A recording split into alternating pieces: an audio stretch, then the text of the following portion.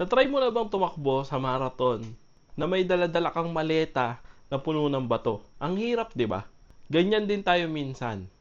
Gusto nating sumunod kay Kristo, pero hawak-hawak pa rin o bit-bit-bit-bit pa rin natin yung bigat ng nakaraan. Yung mga bisyo, yung unforgiveness, yung past hurts natin, dala-dala pa rin natin yon, kaya tayo nahihirapan.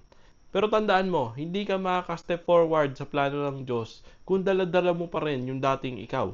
Uusad ka siguro ng konti, pero mahihirapan ka. Kaya sabi po sa Isaiah 43, verse 18 to 19, "Forget the former things, do not dwell on the past. See, I am doing a new thing. Now it springs up, do you not perceive it? I am making a way in the wilderness and streams in the wasteland." Sinabi na ng Diyos, forget the former things. Kalimutan mo na yung nakaraan. Kalimutan mo na yung mga bagay na hindi mo mapatawad. Kalimutan mo na yung kasalanan ng kapwa mo sa'yo. Kalimutan mo na yung mga bisyo. Kalimutan mo na yung mga bagay na hindi nakakalugod sa Diyos. Kalimutan mo na rin yung times na nag-fail ka o nagkasala ka ulit sa Diyos kahit pinipilit mo na hindi ka magkasala. Kalimutan mo na yon kasi napatawad ng Diyos yon once na hiningi mo ng kapatawaran sa Kanya. Sabi din dito, I am doing a new thing.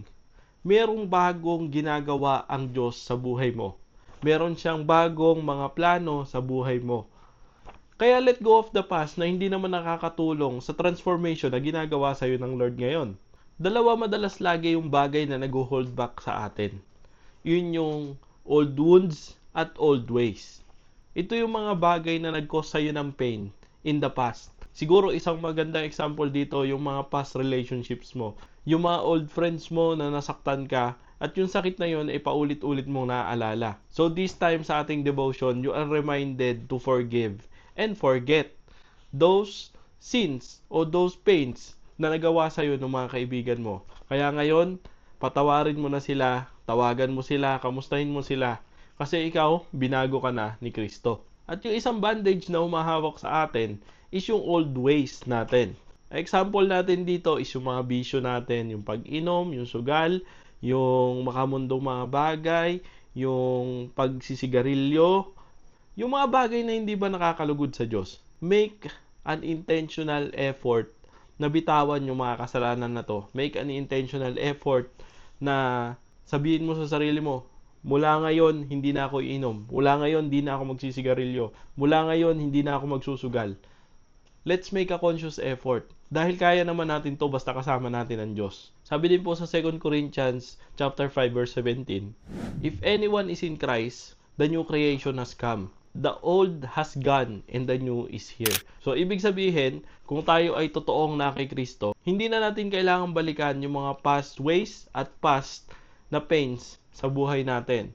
So tayo ay binago na ng Diyos, marunong tayong magpatawad at marunong tayong magpabago sa Diyos.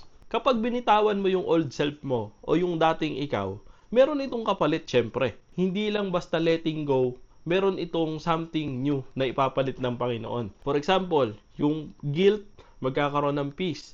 Yung bandage, magkakaroon ng freedom. Yung old life mo, magkakaroon ka ng new life in Christ. So parang cellphone, di ba? Kung kapit ka pa rin dun sa luma mong cellphone, ayaw mong mag-upgrade, hindi mo ma-experience yung bilis ng bagong cellphone. Ganon din si Lord. Minsan sinasabi niya sa atin, "Anak, ibigay mo sa akin." O sabi nga nila, "Anak, itabi mo, ako na ang bahala." Kaya ngayong araw, ang challenge sa atin is get ready, get set, and let go. Ang ibig sabihin po nito, get ready to be changed by God. Hayaan mong iset ka ng Panginoon bilang isang bagong creation niya. At let go of the past na hindi natin kailangan sa bagong buhay natin kay Kristo. So, wag ka nang manatili dun sa dating ikaw, sa kahapon. Wag ka nang manatili sa past mo. Dahil simula ngayon na tinanggap mo ang Panginoong Jesus, meron siyang bagong ginagawa sa buhay mo.